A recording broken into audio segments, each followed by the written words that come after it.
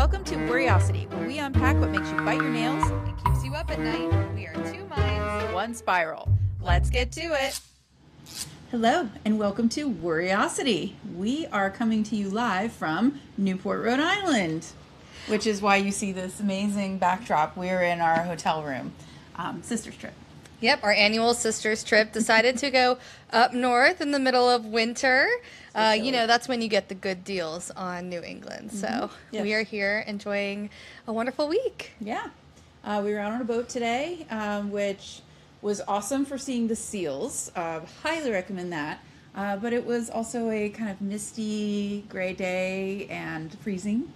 So that made for a chilly experience. But overall, 2 thumbs up. Yeah. Well, I can only do 1 thumb up. Here, I'll give you the second thumb. So today we're going to talk about travel. Since we're actually on a trip together right now, we thought it would be fun to talk about travel. But we've both done a lot of travel. We want to kind of talk about that travel that we did independently, that really made us get the bug. Not just your typical road trips or your family travel, but the thing that really set us up for our own adventures, like really paved the way for us to be the travelers that we are today. Agreed. So growing up, our mom was afraid to fly. And so we did either road trips grew up in Florida. So we either did road trips to like North Florida to visit some friends, maybe to Georgia to see some families. I think the furthest up I had gone was North Carolina, just a scooch into Virginia and Tennessee, but nothing major. When I was growing up, what we did mostly was take cruises because you could easily drive over to the port, get on the boat. So you've been on a fair number of cruises, as have I. I think my dad said before he passed that they had been on, 22 cruises. I know. That's an insane amount. In fact, they love cruises so much. Didn't he work as a travel agent for cruises for a while? He did do that later on in his life. Yeah. So that was their preferred method of travel. There are some cruisers out there, though, that 22 is like small potatoes. Yeah. We get that. But that's a fair number. I mean, I definitely am in the double digits with how many I've been on, and working my way. Yeah, we can do a whole other podcast just on cruises and what you can worry about on that. So we won't necessarily talk about that, but that's just sort of how we grew up. And then it wasn't until later on in college time frame, that sort of thing, that we were able to do, actually after for both of us, to do that independent travel where we weren't part of a group tour. We weren't part of, something that our families planned, but we had to kind of figure it out for ourselves. Exactly. And there's a lot of anxiety that comes with that. Certainly. So let's see. When I was in law school, I went to Greece for a whole summer to kind of like study abroad. And during that time, I had to kind of plan everything my own. And, they offered little excursions here and there, but then I had to, if I wanted to go and travel on the weekends, which was something cool that everybody did, and it was up to me to just plan in Europe, right? Just travel the weekends, yeah. But you actually, and she had an even bigger adventure in like your mid-20s where you... Yep. So I had started my career and realized, I kind of needed that adventure that we are kind of outlining. And so I had a friend that was backpacking, and he was like, hey, want to join me on my South American leg? And I said, yeah. And so Sure, why not? Right, exactly. Yeah, why not? So I was working in a corporate job. I remember calling my sister and being like, hey, mind if I live with you and Jason so I can save up for a backpacking trip? And I just remember that. I remember that day. The conversation, You were like, I was like, what? No. She's like, what? No, absolutely not. And Jason was like, well, hold on. Well, because I said, we're not trust fund kids. Yeah. Like, you can't just like... I was going to pay for it. But it was funny. Like, I never would have done something like that myself. In fact, I was part of the original conversation with this friend to go and do this backpacking trip. And I was like, you know what? I think I want to start my career. And I had regretted that. So, yeah, mine was backpacking through Central and South America. And, shout out to that friend who gave me that courage to make the step. Because it's paved the way for many, many trips since. Well, yeah, and it was, one of those things that was a nerve-wracking thing to think about, but you had the courage to say, all right, I don't like what I'm doing right now. I'm ready for a change. I'm not quite sure what that change is going to be, but here is like this really cool opportunity where I could go learn a lot about myself and, Right. you gained a lot of skills on that I trip. did. Well, it's funny. What do they say is like you find yourself when you're traveling, and I always thought that was such a cliche, but I totally did, and continued to discover myself when I got back. Just because, so this trip was 9 months long. It originally was supposed to be 6 months, and I remember telling Kat that, and she had 2 young children, and she's like, "What?" Like you should have seen the worry on her face. Like her sister, fresh out of college and into their my first job, and she goes, "I just can't imagine you doing that. That's so crazy." And so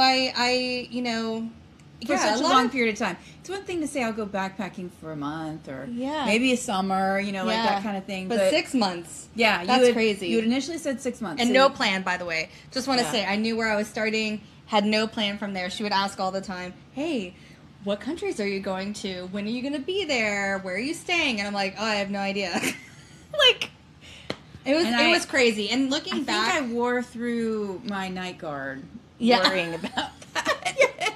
The lead up, right? It's the lead up. And so I do remember that. Yeah. But, we can talk more about that in a second, but I want to hear more about your Greece trip because, as your sister, I know you went, I know you had this grand adventure, but I don't know all the details. And so, with our viewers, I'm going to be learning too. Well, so at that point, I was a very nervous flyer. I had not flown very much at all because, like I said, we only took cruises. We drove everywhere. So I think I had maybe flown 3 times in my life before I went on this trip.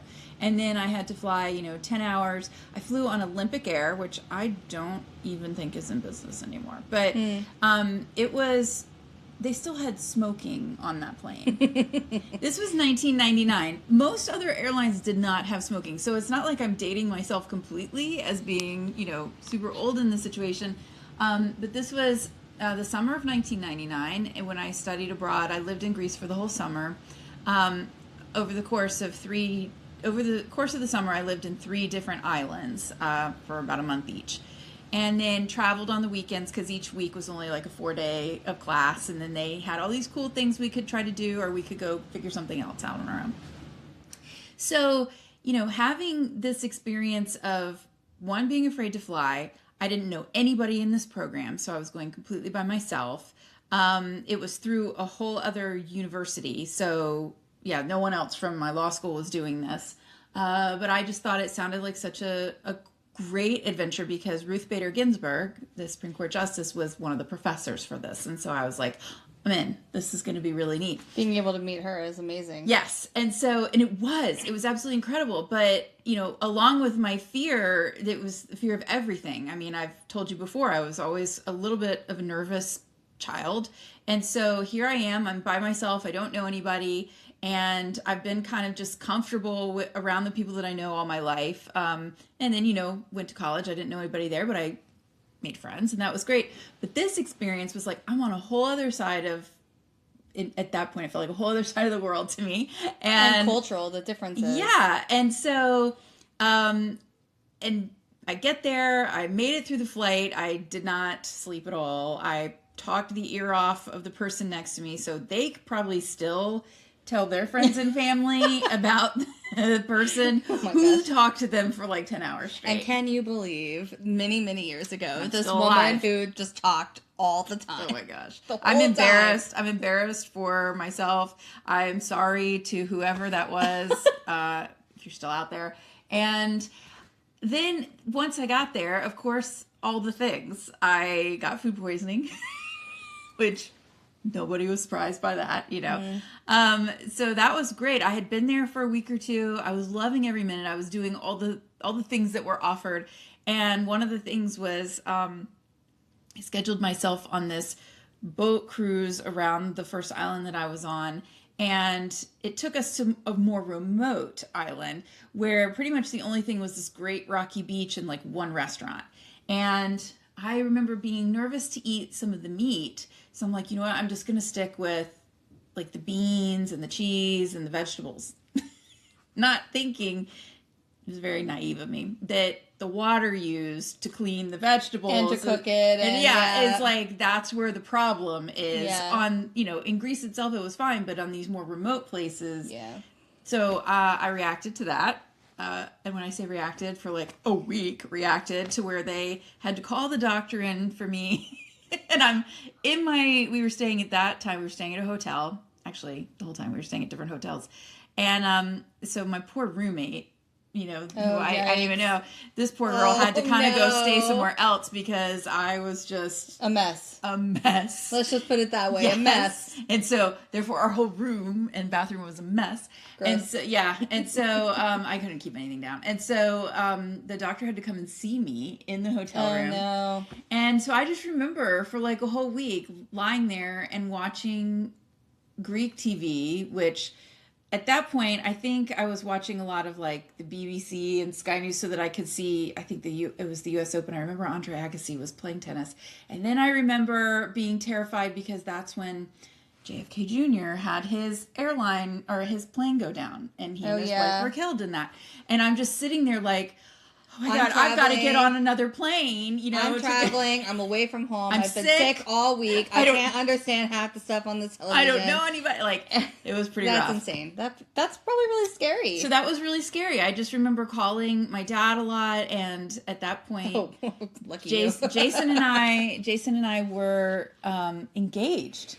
We had just gotten engaged that spring.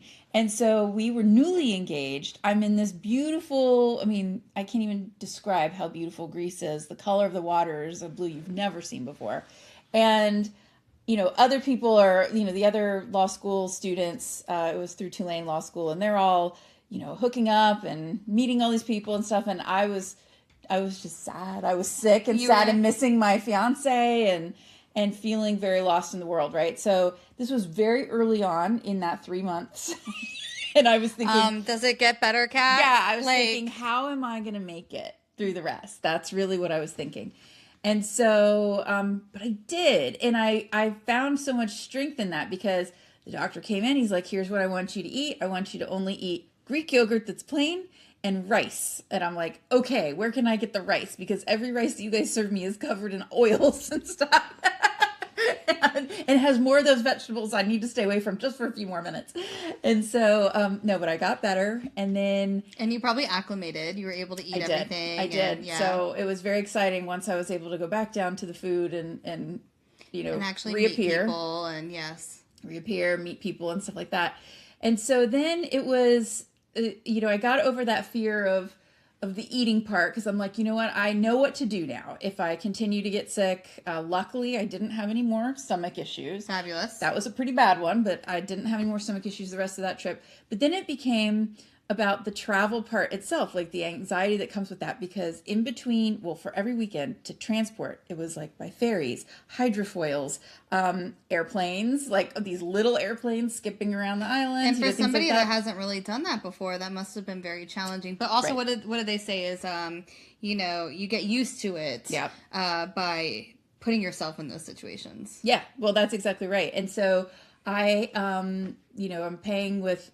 There were no euros at that point. I was paying with drachma and navigating around like that. And, I would find myself in these situations that back at home, I would have been like, no, like stranger danger, horrible things. Like I remember this guy who worked at the hotel I was staying in, the island of Spetses, and very little island. There's no cars. And so he was on like a motor scooter, or you got around by bicycle or like a little coach or something. So it was so hot at that point. It was July. And I'm walking back from town across the island back to my hotel. And he drives up on his scooter. And I didn't know him. I had never actually met him, but I knew his face because I saw him around the hotel. Recognized him. He worked there. Just like staff, like a waiter, sort of thing. And he pulled up and goes, with his voice, goes, vroom, vroom. It's like, hello? And he's like, he's get on. He's trying to say, like, I can make you go fast. But I'm like, I don't have a helmet. I'm getting on the back of this motorbike. I love how I don't have a helmet. With a stranger. Like, these are all things terrifying to me. And what did I do? I'm got on. Yeah, okay. Yeah, okay, yeah. I got on. Get on, yeah. And that was like, I just remember laying in my bed that night and being like, wow. Like, for other people, like, okay, sure, fine. I would do that too. But for me, that just felt huge that I was doing stuff like that, like making those kinds of decisions. So yeah, that was very exciting. And then I do remember another one that really stands out to me is we had to take the ferry from Athens. So you kind of had to go back to Athens in between each of the three big islands we were staying on to then get to the next one. So I remember having to go back to Athens and then get on an overnight ferry to get to Crete. And that was the final island I was staying at for a month. And I was dumb. And at that point, just didn't understand travel. Like, to research travel back then was a lot harder than getting online now. And so I didn't know the ins and outs. So I bought my ticket for the ferry, not realizing I needed to buy like a separate ticket to be able to like have a place to be overnight. I was like, I'm just going to have to sit somewhere overnight, whereas other people booked like a sleeping coach sort of thing. Wow. I didn't know. I was just really dumb. And so it was so crowded on it that I went outside and I'm sleeping. I laid down. I had no other choice. I had my bags and I laid down on a life preserver bin that was outside. Oh, wow. And fell asleep on that. Wow. Yeah, that was insane. Yeah. And then the next morning, I mean, I didn't sleep. I slept fitfully. It's not like and so each time I wake up, it's just black water, that's not something I'm comfortable with. No. At all. I mean, I have ocean issues. It would be extremely disorienting to wake up and be like, where am I? I know there's a rail and then there's water and that's all I know. Oh my gosh. And I'm laying on that's scary. It was very terrifying. Yeah. And who knows who's there, like could take my bags or whatever. Yeah, but you were just like making it happen because you're like, well, this is where I'm at. This is my life. I had no other choice at that point. And so then I remember waking up and I have very thick coarse hair right now. It's blown out. It looks very smooth. This is not the norm. But it was because of all the salt and the wind all night. I woke up and my hair was this huge, stiff, like it's almost like you took a doll, like an American Girl doll or a Barbie doll, and you took a brush the opposite way to it. Oh, no. And made it like super big where you'd never be able to cure it again. Oh, you know what I'm talking about? Oh, yikes. You just have to like cut it off. You just have to start over. Yeah. Yeah. And so I was like, I couldn't even get it into a rubber band without breaking the rubber band. Oh my God. It was so awesome. Oh my gosh. Yeah. And the other students who had been on the ferry, like whatever, finding their way or whatever. Well, and they were just bright-eyed, bushy-tailed. Oh my God. When they saw me, they were like, what happened to you? You're like, I don't understand how this works, and I just slept on the side of the boat. I really need to get to the hotel and figure out what to do with all this. Yeah.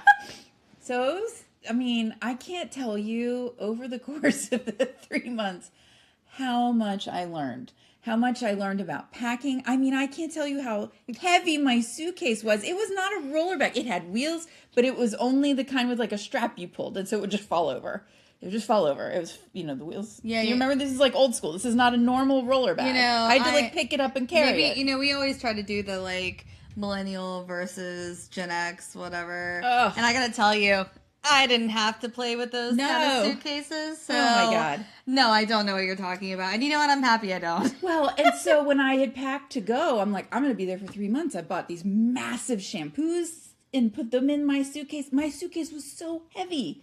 And I'm like, what am I thinking? I could have just bought this there. What are you... Yeah, no. But as somebody that had like never really traveled abroad like that, and to also live there for several months and moving around, like I can understand that anxiety of wanting to be prepared and also wanting what you know. Yeah. I mean, that's another thing is sometimes when you go travel, and I felt this way when I went backpacking, is I wanted my stuff. Yeah. I was so worried about what I would find there. Would I like stuff there? Would it work for me like my stuff does? Because you just have this routine, right? You just, you know what you like. And then you get over there and you can't read the bottles. You don't know what's happening. Is this really what's best for me? I get it. Like, I totally do. But also, now having traveled, I I know how dumb it is because Right. it's so heavy. You can't lift it, especially in Europe and especially in Greece.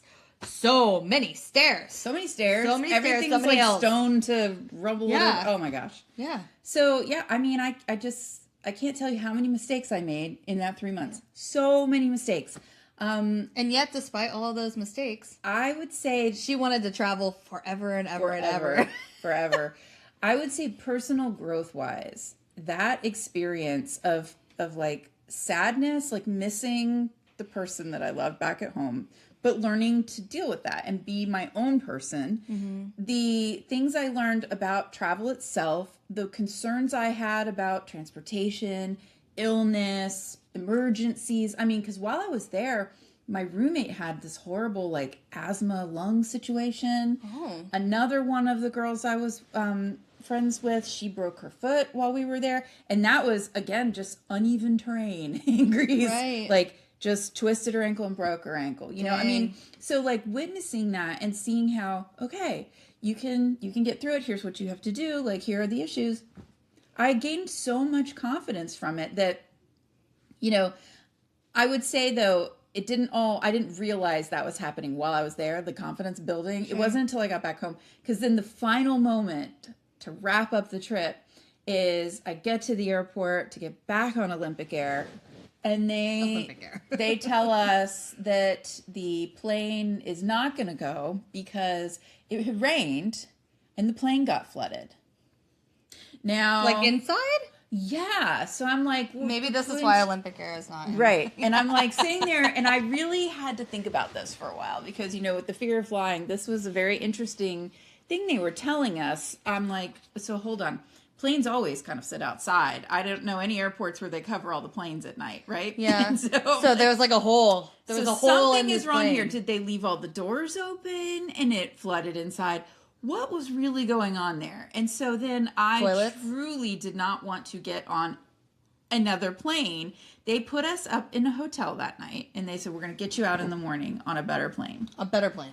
Yes. They said better? Which by the way, oh my God. They did say better.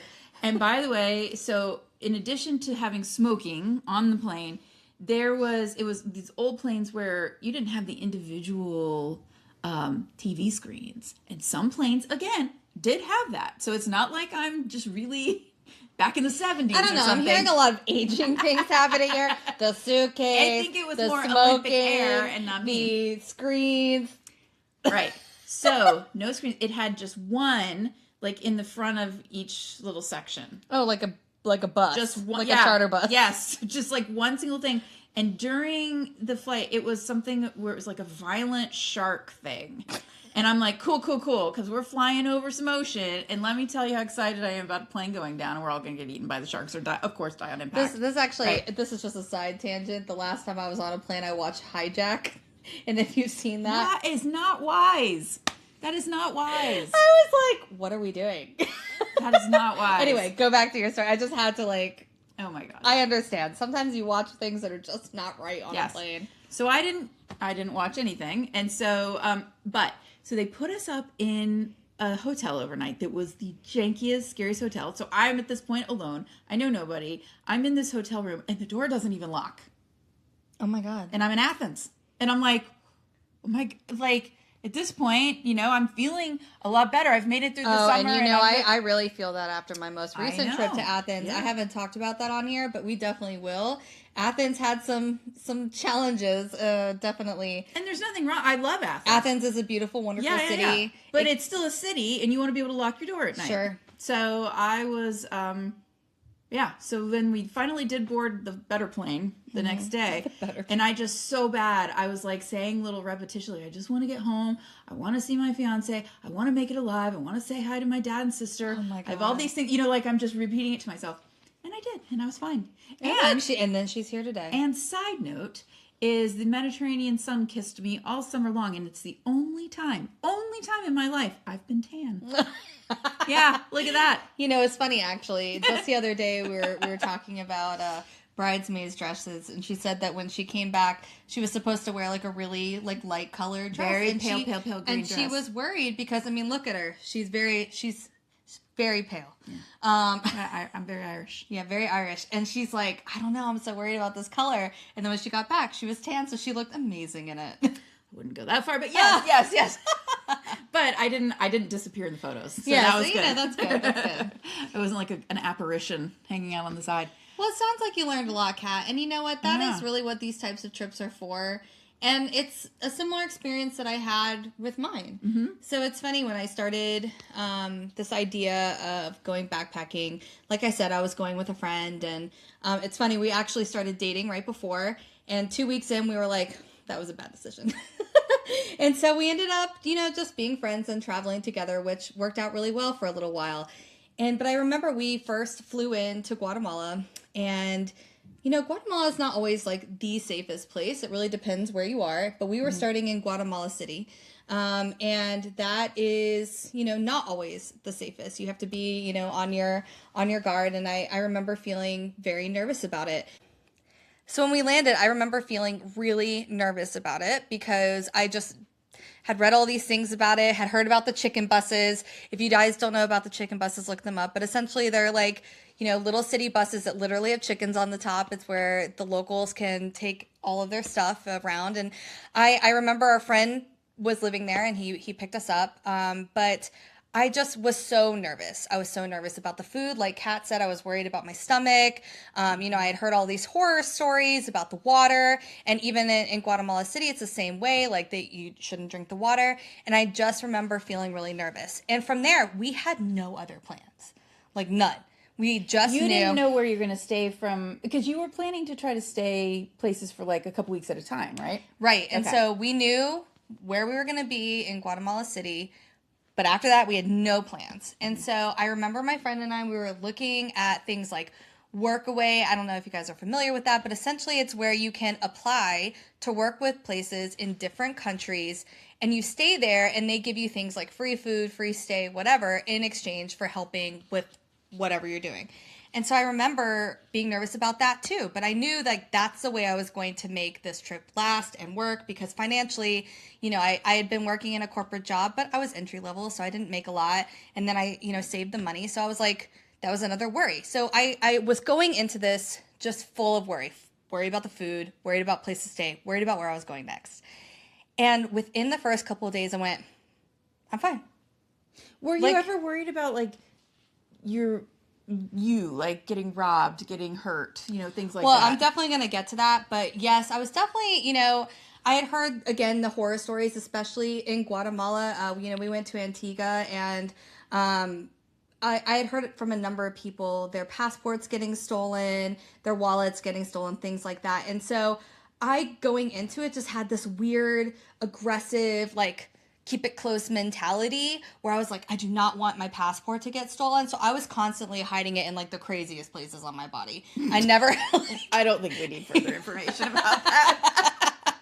But I never left it in my hostel or the hotel or wherever I was staying, which I stayed in a bunch of different types of places. I always kept it on my person and made it where like it would be very hard to like find and steal, if you catch my drift. I feel like we need to take self-defense classes or something. I know, yeah. Well, and so that, it's funny, I'll skip around. So like I said, I started in Guatemala, and then I went to Costa Rica, which was really great. We did stop in Honduras for a moment for my birthday, but really Costa Rica. And I stayed with a family. That was my first Workaway experience, where I built a chicken coop. And it was really funny. That was probably a different worry than I'd ever imagined, sort of like what Kat was saying with her trip, where I never in a million years thought that I would just show up to a stranger's home, okay, home, stay in their house with their children and their yard and their routines, and work with them. I had nothing to tell me that these were okay people, that this was safe. I literally just went on like blind faith. A blind faith. I went on a platform where they seemed like decent enough people, and I said, yeah, sure, I'll come build a chicken coop and make kimchi in your kitchen. Sure, I'll do that for you. So I did that, and it ended up being this wonderful experience, and it was a bug that kind of bit me. I was like, I want to go and do all of these workways. So I ended up working in a hostel, which that was challenging too, because, I went by myself. Like I was no longer traveling with my friend. He had gone back home for a wedding, and so I got on a plane, showed up at like 5 a.m. in Chile, Santiago, and I went to a hostel, and I was like, is this the place? Like, am I here? Am I gonna have a place to stay? Is this actually gonna be my job? And that was consistent for the next 6 months, turn 9. But it ended up. And you built furniture, you cooked food, you painted things, you did a whole bunch of things. Exactly. So, life skills. Yeah, I did. Yeah, I mean, and it is funny. Like I remember, the building the furniture. That was a funny one because they were like, we need more chairs, and I'm like, I can do that. Didn't you weave them or something? I did, yeah. I had found old broken chairs. I refortified them so they were, kind of crazy. I made them strong, and then I weaved new backs for them because they didn't have any backs. And I remember the guy of that particular hostel / eco lodge was like, "You built this?" And I'm like, "Yeah." But it is funny. The Workaway, it was a different kind of stress that I wasn't anxiety that I wasn't used to, because it was, like you said, like a blind leap of faith. Like I would show up and be like, are y'all cool? 'Cause I'm here to work. And did you feel like that if you that you could get out of the situation easily enough? Or No. did you no. Okay. Did you Not ever? all of them. So like the first one that we did, if they had been not great people, that would have been really weird, because I was in like a very remote kind of neighborhood. I had to take like a little bus to get there, and it's not like I could have just run out and been like, help, like I was in like a neighborhood. Well, and the best part is you don't speak Spanish. No, but neither they did, but they also spoke English. So that Everywhere was helpful. You went? Yeah, so all the places okay. that I worked, I had to have some sort of English capacity, just because, for a Yeah. while that was really difficult. And I think that was part of another worry, is I was going to countries where I didn't know the native language, and I knew I wanted to learn, and eventually I did. Though if my travel companion Yoas is watching, he'll be like, that took you a really long time. Yes. He's probably like, I'm calling you out. Yeah, this wasn't as easy as you're saying. Yeah. He's like, it definitely was not easy. I'm not good with languages. But I did for a while. That was like a huge anxiety, because I was going to all these countries that spoke Spanish, or had like very different dialects. So when I thought that I was getting used to Spanish, they'd start saying some crazy slang, and I'd be like, what? I don't know what you're talking about. It was a constant worry where I felt like it's like I was missing something all the time. But I found it to be awesome over time, because it forced me to like kind of get out of my head and my shell of where I came from, and start really thinking about like why people like think the way they do, how they communicate, how I can communicate to be both respectful but also get what I need as a traveler. So yeah, it was a big worry, but yeah, you asked earlier, did I ever feel like I was gonna get robbed? And it's funny, I had a instance. I was in Paraguay, and I was in Uruguay, and I remember this vividly because I was watching the Copa America, and watching the game between Argentina and Chile. Okay. Very exciting. It was a very exciting game, and we were rooting from a bar, and I remember I'm like, oh, I got to go to the ATM, and I got to get money because I'm traveling somewhere else tomorrow on a bus. And this bus was like overnight. It was crazy. It was really, really long. I was going to meet a friend I had met at another hostel. I was literally going across the continent. And so I remember going to the ATM. I remember getting on the bus. And then when I got to the next location in La Paz, Belize, I went to take out more money, and it said insufficient funds. Oh, and I remember this because I remember you calling me very, very upset. Yes. And I was like, oh no. Why? That was not the case yesterday. And so it turns out that I was the victim of an ATM stealing situation. It was hacked, and they took all of the money that was in that account. Luckily, and the worst part is I didn't have like an extra card. I didn't have like a debit card. I didn't have any of those things, but I had luckily kept my excess funds in a separate account. So while I did have some in there that were stolen, and I was able to eventually get it back, I could no longer access that account, and I had a little bit of a sum of money left. So it ended up being okay. But it was really stressful at the time because I had to start using a credit card, and a lot of places don't take card there. So I had to start pulling out, cash using a credit card, which if you don't know, the cash that advance. it has the advance. It's really bad. And so I was put in a very difficult situation, and it caused so much stress and anxiety because I was like, do I have to go home? Is this not going to work out anymore? And then I got this nerves, like, are people targeting me? Like, I hadn't felt targeted this whole time. And so it did kind of change the perception, but up until that point, I had just sort of woken up every day and gone, what am I going to do next? Where am I going to go next? I'd buy like flights, I'd get buses, I'd go out to all these places, and I was, like Kat said, for some of these things, I was doing things that I had never done before. Like, don't tell Kat, I know she's right here, but like, don't tell Kat, but I was hitchhiking. Hitchhiking. Yeah.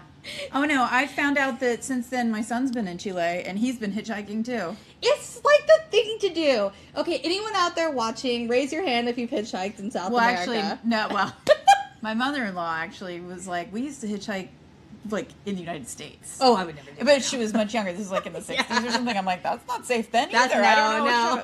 No. But yeah, I remember it at the time, her saying that I didn't like it then. I still don't like it, but I understand that it's more part of the culture down there. Yeah, but like for me, it's like up until this point when I had gotten robbed, in a way that I was not expecting because I'd been so safe.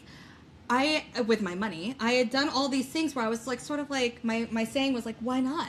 Sure, I'll go and do this. Sure, I'll go and do that. Yeah, you want to like go sandboarding? I'll do that. I would have never done that before. But like this weird anxiety that I had always had just kind of fluttered out because maybe it was the people I was traveling with. Maybe it was like just being in the moment. I don't know. But the second that money got stolen, I was like, oh, reality has hit. Mm-hmm. I am not invincible. Mm-hmm. Calm down, Kate.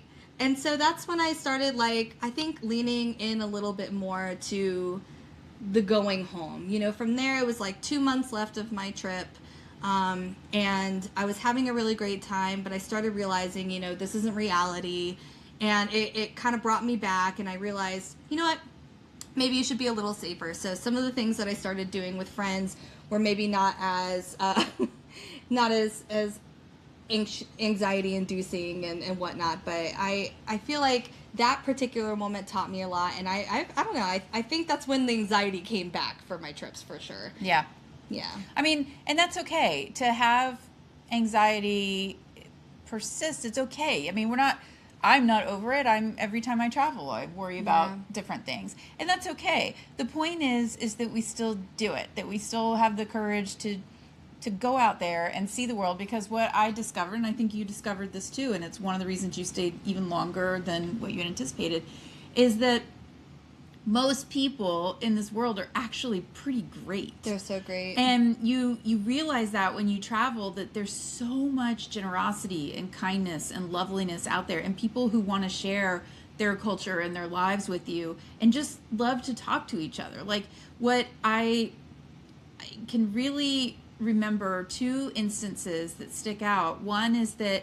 I went to, I don't know, like the school had little things they would offer if you didn't have other plans. They would be like, you know what, you can rent a car or hire a cab, and this is a good place to go. Like they would just recommend places.